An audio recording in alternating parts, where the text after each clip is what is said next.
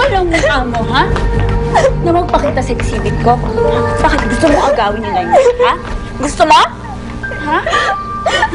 Gusto mong sabihin sa lahat na sa'yo ang design ng statue ko? Ganun ba? Ha? Ha? Ha? Ano? Hindi ko naman iniisip yun eh. Inutusan lang ako ni Tita Divina na tulungan ka eh. Bakit? Tapos na ba? Tapos na ba yung exhibit ko? Ang sabihin mo, gusto mo lang umiksena. Hoy, tatandaan mo. Hindi mangyayari yung gusto mo. Dahil walang maniniwala sa'yo. Ako lang. At wala nang ibang lumikha kay Machete. Ako lang. Ha? Naintindihan mo? Naintindihan mo? Sumagot ka!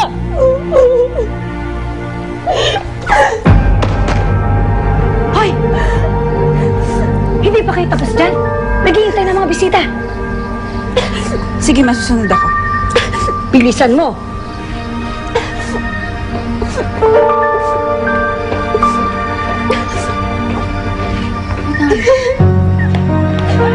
Nakaupo ka ba doon? Magdadrama ka pa dyan? Kumilos ka na. Magsilbi ka doon. At huwag kang gagawa ng eksena, ha? Kundi magiging tikak pa sa akin.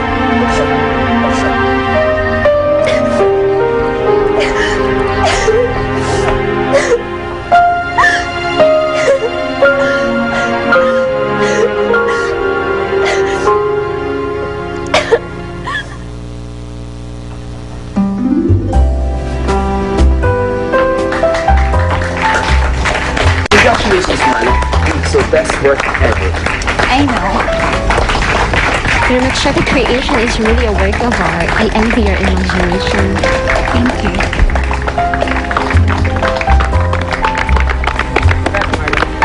Thank you. Congratulations. Thank you. Akala mo, makagaling niya. Alam mo, kakainis. Kung alam lang nila, totoo. Hindi pabayaan mo na kaysa naman mapag-initan na naman tayo. Ang pabayaan. Hindi pwede yung ganun. Dapat, Rosella, pinaglalaban mo yung karapatan mo. Dahil pag pumayag kang apihin ka nila, lalo ka nilang aapihin. Tandaan mo yan.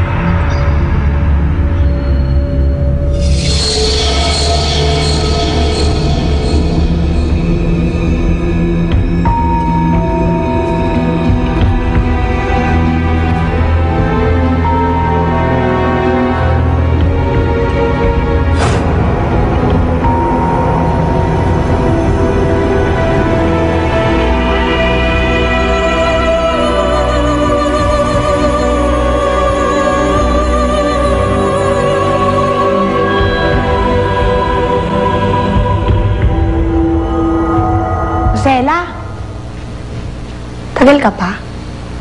Hanap na tayo ni Ma'am Divina. Ka na.